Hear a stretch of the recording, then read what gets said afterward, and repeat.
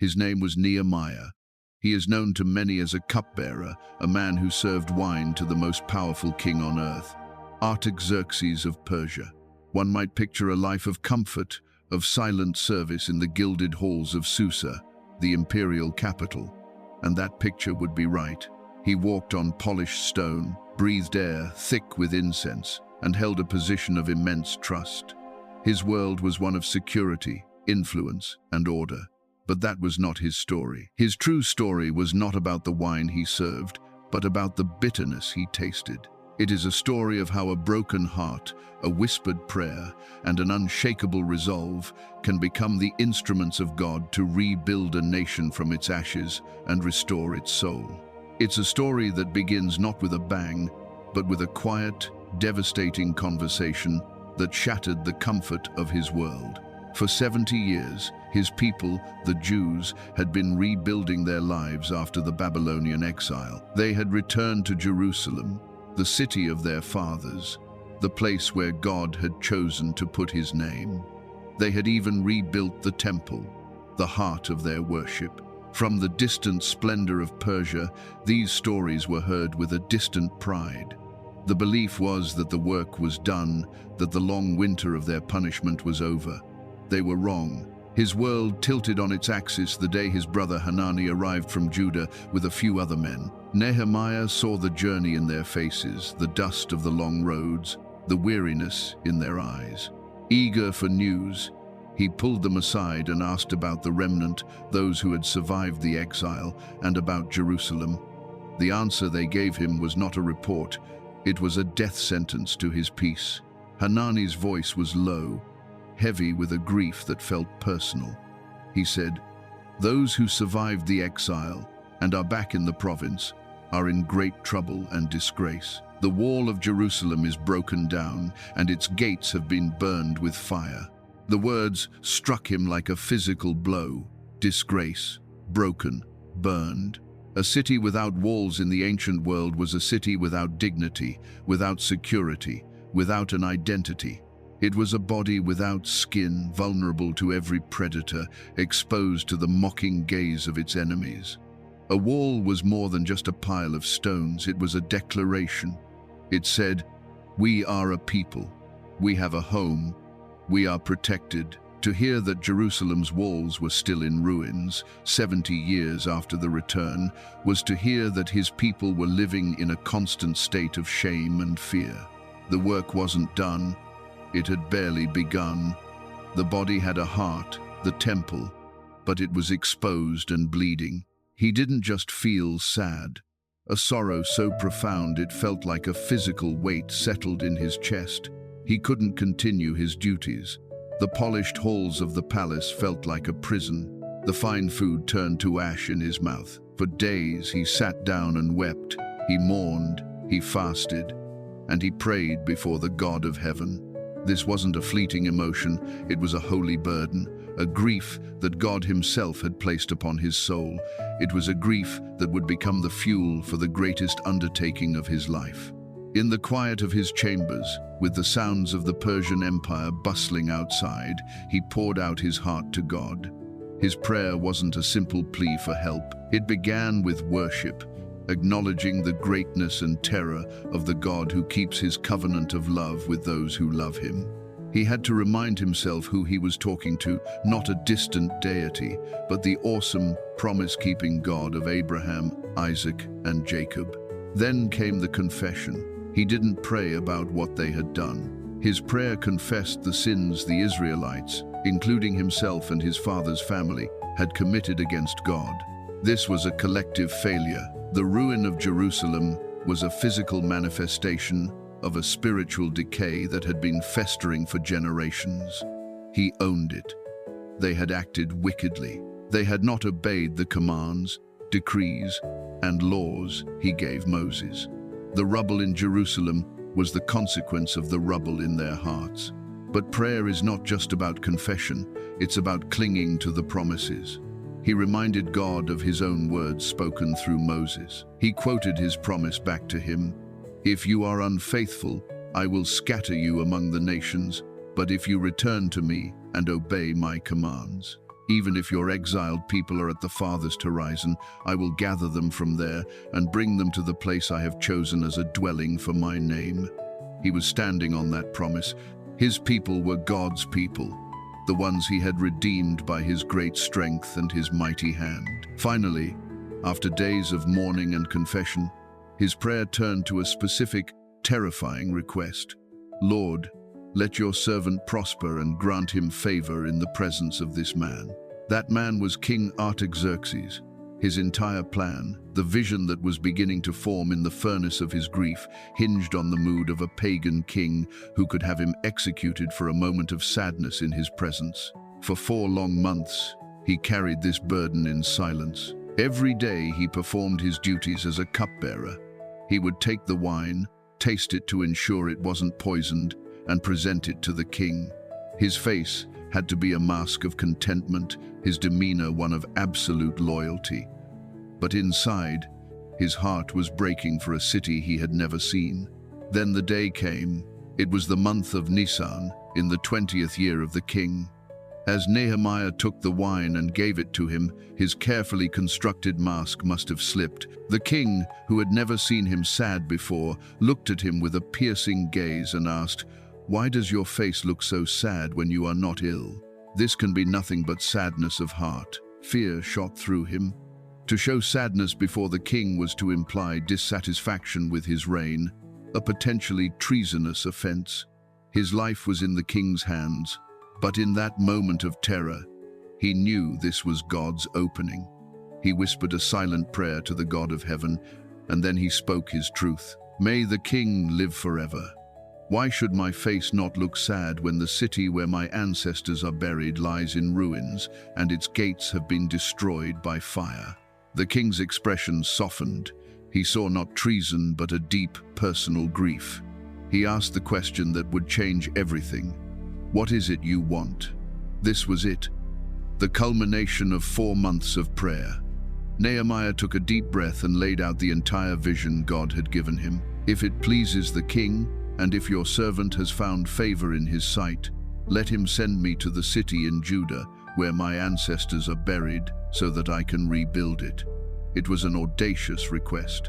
He was asking for an extended leave of absence, a royal commission, and the king's own resources to rebuild a foreign city that his predecessors had conquered. And he didn't stop there. He asked for letters to the governors of Trans-Euphrates, granting him safe passage. He asked for a letter to Asaph, the keeper of the royal forest, to supply him with timber to make beams for the gates of the citadel by the temple, for the city wall, and for the residence he would occupy. He asked for everything. And because the gracious hand of his God was upon him, the king granted his requests.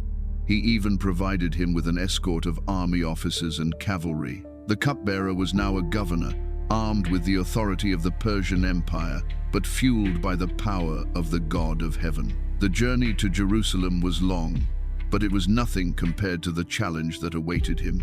When he arrived, he didn't immediately announce his grand plan. For 3 days, he rested, he listened, and he observed. He needed to understand the true state of the city and the spirit of its people before he could cast a vision. And he needed to see the ruin for himself. One night, under the cover of darkness, he set out. He told no one what he was doing, what God had put in his heart to do for Jerusalem. With only a few men, he rode out through the valley gate, his heart pounding in the silence. The moon cast long, eerie shadows over the landscape of their failure. They moved toward the Jackal Well and the Dung Gate, and what he saw broke his heart all over again. The report had not been an exaggeration, it was a nightmare. Heaps of rubble choked the pathways. The walls weren't just damaged, they were gone in places, reduced to a scree of broken stones. He saw the charred skeletons of the gates, black timbers reaching up to the sky like accusing fingers. He tried to continue toward the fountain gate and the king's pool, but there was no room for his mount to get through. The destruction was so complete, the rubble so thick, he had to dismount and proceed on foot, clambering over the debris of his people's history and shame. He went up the valley by night, inspecting the wall. The silence of the ruins, screaming the story of their disgrace. The whole time, the officials had no idea where he had gone or what he was doing. That night ride was essential. It wasn't just an inspection, it was a baptism into the reality of the problem. He felt the sharp edges of the broken stones. He smelled the lingering scent of ash and decay. The ruin was no longer an abstract report. It was a tangible reality that he had touched with his own hands. And it solidified his resolve into something as hard as the stones he now intended to raise. Having faced the ruin, he was ready to face the people. He gathered the priests, the nobles, the officials, and the rest of the people. He stood before them, a cupbearer turned governor, and laid the truth bare. You see the trouble we are in. Jerusalem lies in ruins, and its gates have been burned with fire. He didn't sugarcoat it. He made them look at the shame they were all living in. But then, he pivoted from the problem to the solution, from the disgrace to the divine. He told them about the gracious hand of his God that had been on him, and he shared what the king had said, showing them the letters sealed with royal authority. He connected God's favor with the king's provision. He showed them that this wasn't his personal project. It was a God-ordained, royally approved mission. And then he gave them the call to action. Come, let us rebuild the wall of Jerusalem, and we will no longer be in disgrace. Something shifted in that assembly. Hope, a long-extinguished ember, began to glow. They saw the problem they knew all too well. But for the first time, they saw a pathway out, led by a man who spoke with the authority of both God and the king. Their response was immediate and unified. They rose up and said, "Let us start rebuilding." So they began this good work. The work began with a beautiful, organized energy. Nehemiah divided the wall into sections and assigned them to different families, guilds, and groups. The high priest, Eliashib, and his fellow priests went to work on the sheep gate. The men of Jericho rebuilt the next section. From the fish gate to the old gate, from the Tower of the 100 to the Tower of Hananel, the people worked together. Goldsmiths worked next to perfume makers.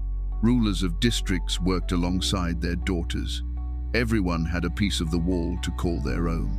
It was a symphony of reconstruction, the sound of trowels and hammers replacing the silence of despair. But a critical truth of life is that whenever God's people rise up to do a great work, the enemy always rises up to oppose it. The moment their progress became visible, the mocking began.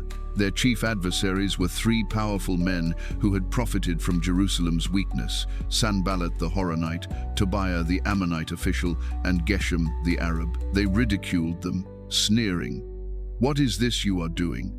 Are you rebelling against the king?"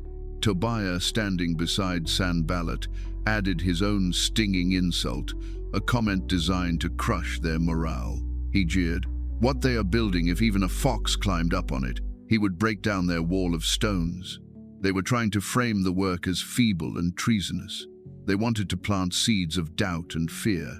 Nehemiah did not argue with them. He didn't engage in their war of words. He turned to God in prayer. "Hear us, our God, for we are despised." Turn their insults back on their own heads. And then they went back to work. They ignored the mockery and focused on the mission. The people worked with all their heart, and soon the wall reached half its height, its gaps being closed. When Sanballat, Tobiah, the Arabs, the Ammonites, and the people of Ashdod heard that the repairs to Jerusalem's walls had gone ahead, they were furious.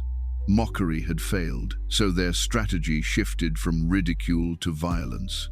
They all plotted together to come and fight against Jerusalem and stir up trouble against it. The threat was real, and fear began to creep into the hearts of the workers. People from the surrounding areas came again and again, warning, "They will attack you from all directions." The workers themselves started to lose heart. Judah's people said, "The strength of the laborers is giving out, and there is so much rubble that we cannot rebuild the wall." The dream was colliding with the exhausting reality of the work and the terrifying reality of the threat. This was the critical moment where the project could have collapsed. But they did two things. First, they prayed to their God. Prayer was never their last resort. It was their first line of defense. Second, they posted a guard day and night to meet this threat. Faith and action, prayer and practicality. This is the formula for victory.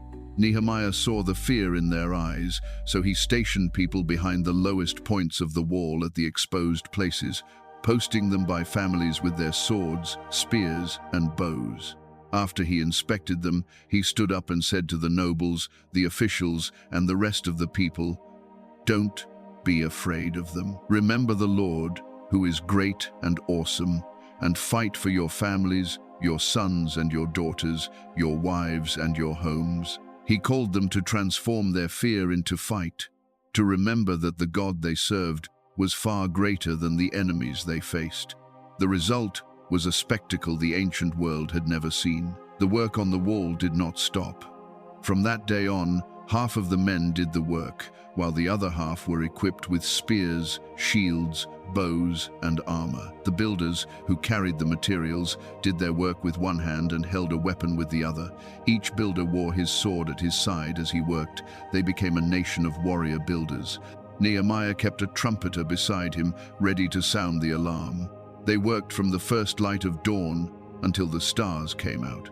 They were demonstrating a powerful truth. True faith doesn't eliminate the need for vigilance, it fuels it. Just as they overcame the external threat, a new, more insidious danger emerged from within. An outcry arose from the common people against their fellow Jews.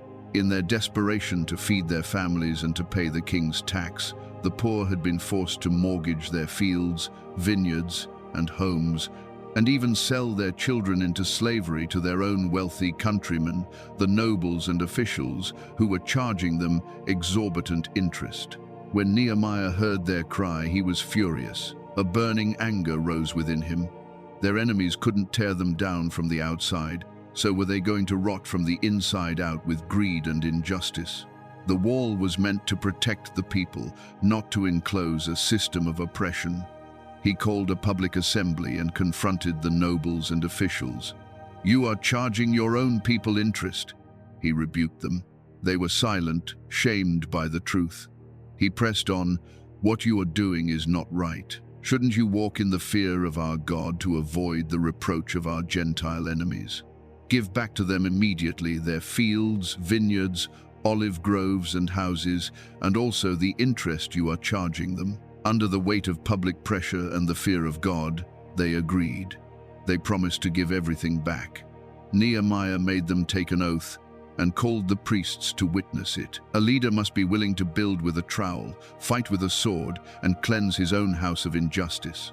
With the threats of violence and internal corruption defeated, their enemies changed their tactics one last time. They moved from force to cunning. Sanballat and Geshem sent Nehemiah a message, an invitation that dripped with false friendliness. "Come, let us meet together in one of the villages on the plain of Ono." It was a trap. They intended to harm him. They sent this message 4 times, and 4 times he gave them the same answer. His reply was a declaration of purpose. "I am carrying on a great project and cannot come down. Why should the work stop while I leave it and go down to you?" He recognized that distraction can be as deadly as a direct attack. When that failed, Sanballat sent an aide a 5th time with an unsealed letter filled with lies, claiming that Nehemiah and the Jews were plotting to revolt and that he was building the wall to become their king. It was a vicious attempt at psychological warfare. Nehemiah's response was swift and direct. "Nothing like what you are saying is happening. You are just making it up in your own head." He exposed the lie and prayed, "Now, strengthen my hands." Their final, most deceitful plot involved using a spiritual snare. A prophet named Shemaiah, hired by the enemy, urged Nehemiah to hide in the temple to save his life from assassins. He was trying to use fear to make Nehemiah commit a sin, as it was unlawful for him, a layman, to enter the holy place. But Nehemiah saw through the deception. He stood firm and replied, "Should a man like me run away, or should one like me go into the temple to save his life? I will not go." His security was not in hiding in a holy place, but in standing in his holy calling. And so, after facing mockery, threats of violence, internal corruption, and deceitful plots, the wall was completed. It was finished in just 52 days. The speed of its completion was a miracle, a testament to what a unified people can do when they have a mind to work under God's blessing. When their enemies heard about it, they were afraid. They lost their self-confidence. Why? The scripture says it plainly, because they realized that this work had been done with the help of our God. The completed wall was not a monument to Nehemiah's leadership or to the strength of the Jews. It was a towering, undeniable testimony to the power and faithfulness of the God of Israel. He had turned their disgrace into a display of his glory. The stone and mortar were in place, the gates were hung, the physical work was done. But the story was far from over. A wall can protect a city, but it cannot heal a soul. The true work, the rebuilding of the people themselves, was next. With the wall secure, the people gathered, and the priest Ezra brought out the book of the law of Moses. He read it from daybreak till noon. The people wept as they understood, and then celebrated with great joy. They restored the covenant, revived worship, and re-established their identity, not just behind a physical wall, but within the spiritual fortress of God's word. Nehemiah's story was not just about rocks and timber. It was a blueprint, a timeless pattern of how God restores what is broken through a burdened heart, fervent prayer, bold action, and unwavering faith.